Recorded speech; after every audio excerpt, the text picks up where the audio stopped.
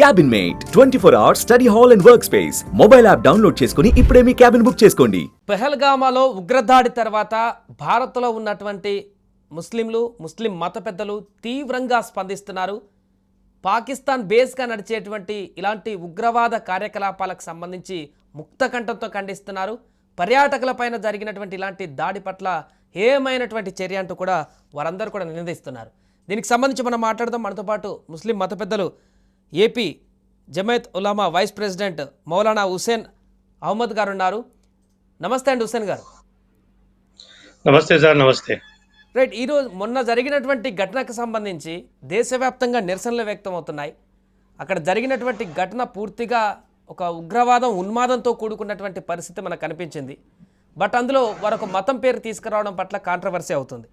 దీన్ని ఎట్లా చూడొచ్చు అంటారా, ఏం చెప్తారు? ప్రేక్షకులందరికీ నమస్కారం అండి. అయితే ఇప్పుడు ఏదైతే కశ్మీర్లో సంఘటన జరిగిందో దీనికి భారతదేశంలో ఉన్న ముస్లిం సమాజం మొత్తం చాలా బాధపడుతుంది. జరగకాని జరిగిన ఘోరం జరిగింది. ఇస్లాం ఎక్కడా ఇలాంటి కార్యకలాపాలకి అర్హత ఇవ్వదు. ఎట్ ది సేమ్ టైం ఏ మతమైనా సరే ఇలాంటి కార్యకలాపాలకి అర్హత ఇవ్వదు. గత 2 రోజుల నుంచి మనం మీడియాలో ఒక సంఘటన చూస్తున్నాము.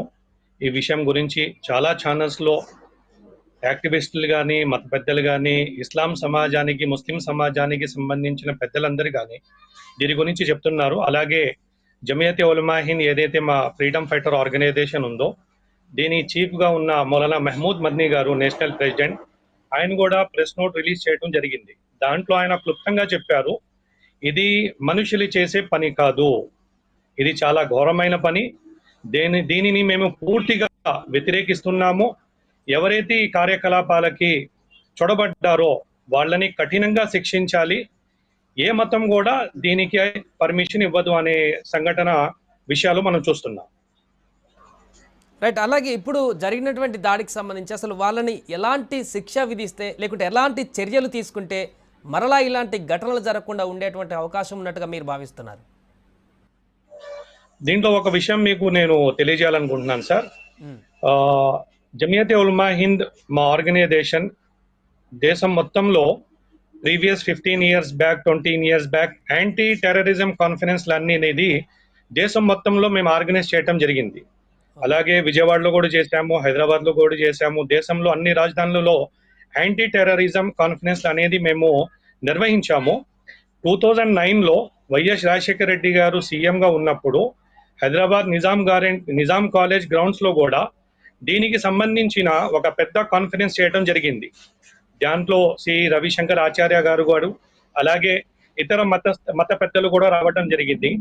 దాంట్లో దేశం మొత్తం మీద ఉన్న మత పెద్దలు దారుల్ దేవబంద్ ఏదైతే అహ్లే సున్నత్ వల్ జమాత్ కి సంబంధించిన ఒక ఐడియాలజీ ఎడ్యుకేషన్ ఉందో ఆ దారుల్ దేవబంద్ నుంచి కూడా ఒక ఫత్వా సాదీర్ చేయడం జరిగింది 2009లో. ఆ ఫత్వాలో ఏం చెప్పారంటే ఎవరైతే అన్యాయంగా మానవుల్ని హంతకులు చేస్తారో వాళ్ళకి ఎటువంటి మతం ఉండదు, వాళ్ళకి ఇస్లాంతో ముస్లిం సమాజంతో జోడ్చటం కట్టబెట్టడం కూడా కరెక్ట్ కాదు. ఎందుకంటే ఏ మతం కూడా ఇలాంటి కార్యకలాపాలకి ప్రోత్సహించదు. అప్పట్లో 2009లో ఒక ఫత్వా కూడా జారీ చేయటం జరిగింది. అది దారుల్ దేవబంద్ ఫత్వా వెబ్సైట్ లో కూడా మీకు దొరకవచ్చు.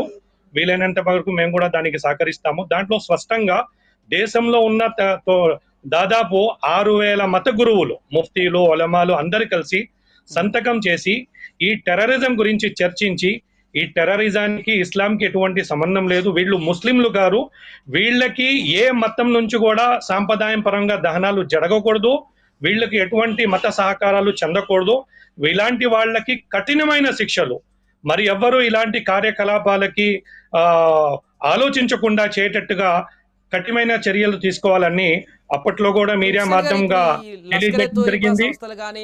ఇంకా నిన్నో రెసిస్టెంట్ సంస్థ కానీ అంటే వీళ్ళ ఉద్దేశం ఏంటంటారు? ఎందుకు ఆ సంస్థలను ఏర్పాటు చేస్తారు? ఎందుకు మొత్తం కంప్లీట్గా ఇలాంటి దాడులపైన వారు ఆ సంస్థలు నడిపిస్తూ ఉంటారు? అంటే వాళ్ళ ఇంటెన్షన్ ఏంటి? అంటే ఇతర మతస్థులు ఉండకూడదనా, లేకుంటే భారత్ పైన కోపమా, లేకుంటే ఎందుకు అలాంటి సంస్థలు అక్కడ పాకిస్తాన్లో ఉత్పన్నమవుతున్నాయి? సార్ ఒకటి, ఈరోజు మతాన్ని అడ్డు పెట్టుకొని రాజకీయాలు చేయటం అనేది ప్రపంచవ్యాప్తంగా మనం చూస్తున్నాము. చాలా దేశాల్లో మతాల్ని అడ్డు పెట్టుకొని రాజకీయాలు చేస్తున్నారు. ఆ మతాల ద్వారాగా మానవత్వాన్ని చెడుపిది తీసుకువచ్చే, మానవత్వాన్ని చంపే ప్రయత్నాలు కూడా చాలా మంది చేస్తున్నారు. లష్కరే తైబా అయినా ఇంకోటైనా ఎవరైనా సరే మతాన్ని వాడుకుంటున్నారు కానీ వాళ్ళు ఏ రిలీజన్ ని కూడా ప్రపంచంలో వాళ్ళు సబ్మిట్ చేయట్లేదు. వాళ్ళ అవసరాల కోసం మతాల్ని వాడుకుంటున్నారు. సో ఇప్పుడు పాకిస్తాన్ మెయిన్గా షెల్టర్ ఇస్తుంది అనేది అందరికీ తెలిసిందే ఇలాంటి ఉగ్ర సంస్థలకు సంబంధించి. ఎందుకు పాకిస్తాన్ ప్రభుత్వం ఇలాంటి కార్యకలాపాలను ప్రోత్సహిస్తుంది? వాళ్ళ ఇంటెన్షన్ ఏంటి? అంటే జమ్మూ కాశ్మీర్ని లాక్కోవడమే వాళ్ళ ప్రధాన ఉద్దేశమా, లేకుంటే ఇండియాను కూడా పాకిస్తాన్ లాగా మొత్తం ఇస్లామిక్ స్టేట్ చేయాలని వాళ్ళ ఉద్దేశమా, లేకుంటే పాకిస్తాన్ ఎందుకు బ్యాక్ ఎండ్లో ఉండి అన్నీ చేసేటువంటి కార్యక్రమాన్ని మనం చూస్తున్నాం? సార్ ఒకటి,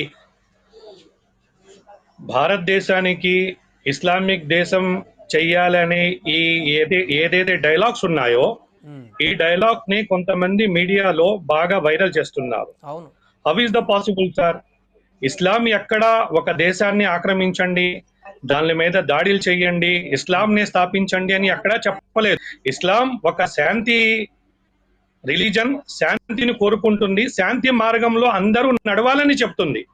సో భారతదేశంలో ఇస్లామిక్ దేశం చేయాలనే ఉద్దేశం ఎవరికి లేదు. అది ఎవరైనా ఆలోచిస్తే కూడా అది అవ్వని కాని పని.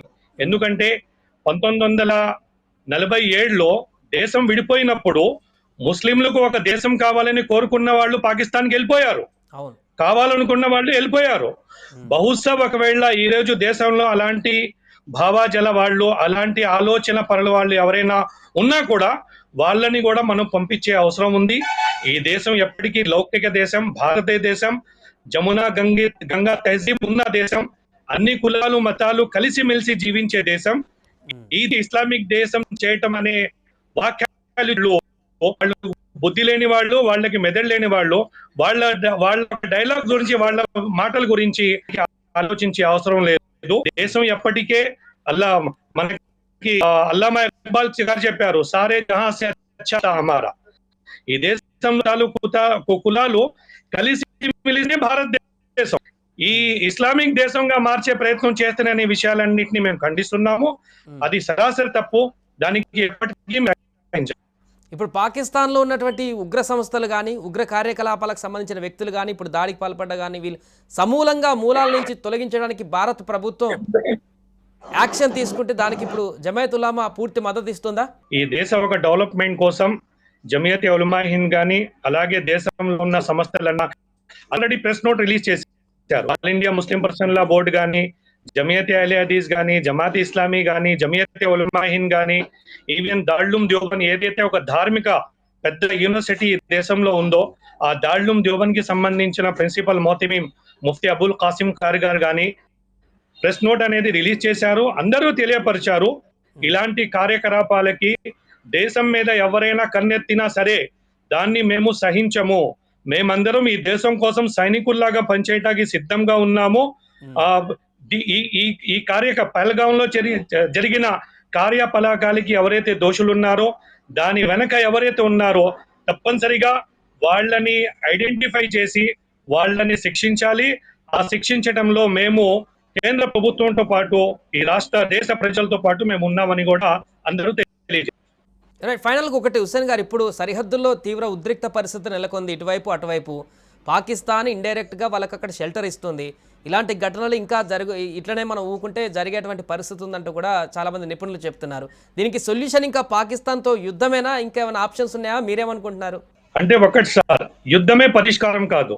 ఒకవేళ యుద్ధం చేయాల్సి వస్తే తప్పనిసరిగా మనం యుద్ధం చెయ్యాలి. కానీ యుద్ధాన్నే పరిష్కారంగా మనం అనుకోవటం అనేది కూడా ఒకసారి మనం ఆలోచించాలి.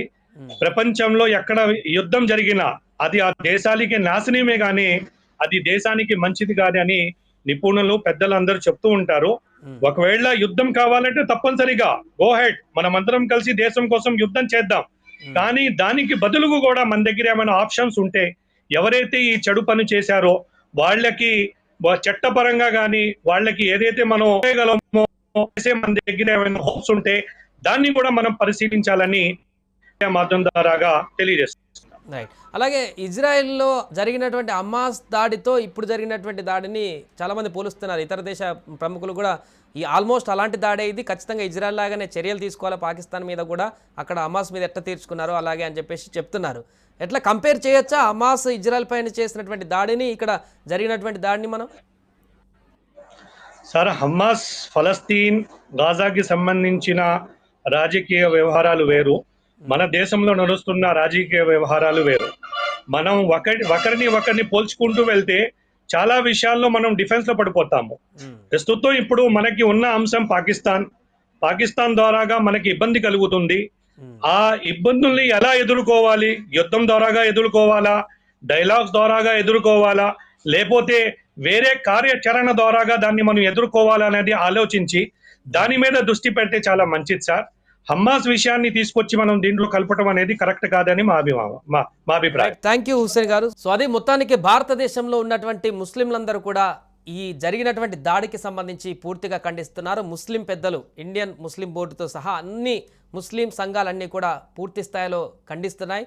భారత ప్రభుత్వం ఎలాంటి నిర్ణయం తీసుకున్నా ఇలాంటి దాడులు జరగకుండా అవతల పాకిస్తాన్తో కానీ ఉగ్ర సంస్థలతో కానీ ఎలాంటి చర్యలు తీసుకున్నా కానీ మేము వెన్నంటే ఉంటాం. ఖచ్చితంగా భారత ప్రజలు కేంద్ర ప్రభుత్వంతోనే వెన్నంటూ ఉండి దీనికి పూర్తి స్థాయిలో సపోర్ట్ చేస్తామంటూ కూడా వారందరూ కూడా వెల్లడిస్తున్నారు. సుమన్ టీవీలో మీ పర్సనల్ అండ్ బిజినెస్ ప్రమోషన్స్ కోసం కింది నెంబర్కి కాంటాక్ట్ చేయండి.